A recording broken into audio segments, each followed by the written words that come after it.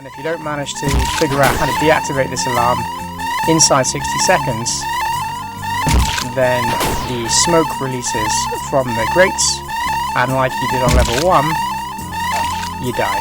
I'm Xanderwood. I make indie games and tutorials on game development. I also play your indie games every week on my channel. Make sure you subscribe and click that bell icon so you never miss a video. Hey guys, welcome back to Orion's Throne. A lot has happened. Level 2A is now 100% complete. And let me show you a few things that have changed. In terms of the journal, you can see that when you start the game, you get the first line of the story so far, which is Priya boarded the space prison in search of the prisoner.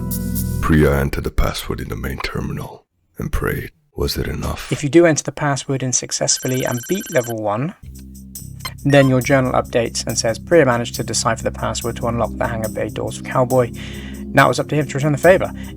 It starts to build a story. You've got a new current objective which says find a way to access the hydroponics deck, and all of your items from the previous level will remain in your inventory. I've added text prompts above these lockers because during some of the playthroughs from some of the people on my Discord, it wasn't apparent that you could actually break these. If you go over it to and press E, it gives you a different line of text every time, or it chooses it randomly, but it's just a hint. And then they drop ammo for you as well.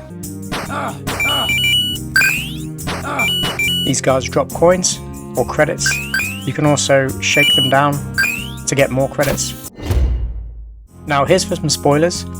The barracks sleeping guard situation is now 100% finished. I've got a notice board on the wall up here, which gives a little bit of a shout out to some of my Patreon supporters, James Welch, Zan and Cole. The vending machines work. If you remember from level 1, the vending machine was broken. Now the vending machines work and you can buy candy bars. So effectively what will happen is you can buy coffee, which will give you an instant refill of 1 heart. But obviously if you don't need that heart, then it's pretty much redundant. You can now obviously buy candy bars which you can take with you. So you click yes, candy bar drops out, go back to the pause menu, and now my candy bars have gone to 2, and obviously you can take these with you and use them at a future date. You get a prompt before you hit the carpets here, so I've carpeted out the areas to give it a bit more visual representation of where you need to sneak. Now obviously it says hold shift to sneak past the sleeping guards, but you can do that if you want to. If you don't want to, then you'll obviously wake the guards and have to deal with that situation. Now if I wake up the guards,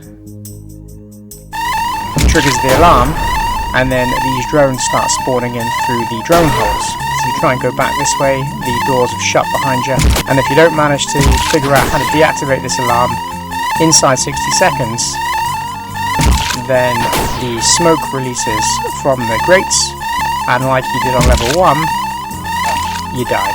Everything is interactable.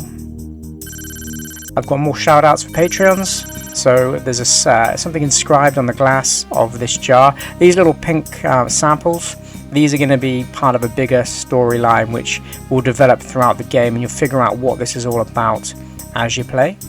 This is Foozle sample CC007, and there's a strange picture of some kind of a fish or a marlin on the wall.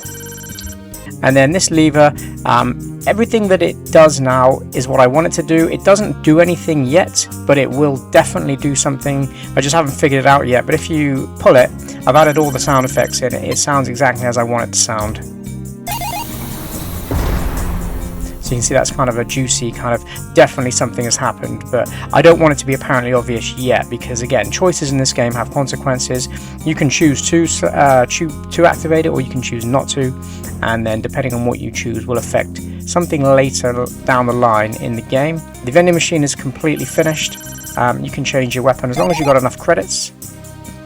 You can buy ammo clips for 5 credits, submachine gun, plasma gun, shotgun, and pistol, and they all have different fire rates and reload times, and they all do varying amounts of damage.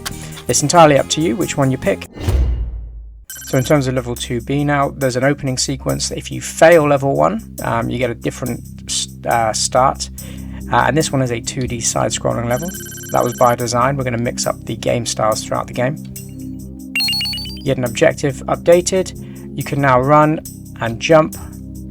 You can crouch. And you can shoot. You can open chests, as you do in the other level. And this level is what I'll be working on over the next week or so.